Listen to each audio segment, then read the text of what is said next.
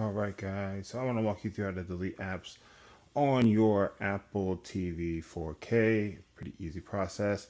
Let's delete Masterclass because I don't use that anymore.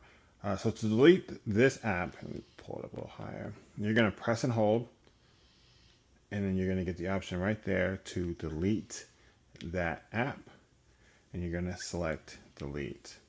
Now, if you have a bunch of apps that you want to delete, what you're going to do is go into your settings. From settings, you're going to open up general. You're going to scroll all the way down to usage. We're going to manage storage. And here you'll have a list of your apps. And it's just a little bit easier to go through these and choose which ones to delete by hitting the delete button right there. So let's choose, I think Noggin is not supported, so I'll hit delete. And of course we're going to delete our offload. I'm going to delete. And it's gone. So if you wanted to delete multiple of these, a little bit easier to do that here. Choose it, select delete, and you're done. So that, my friends, is how you delete apps from your Apple TV. Hope it helps.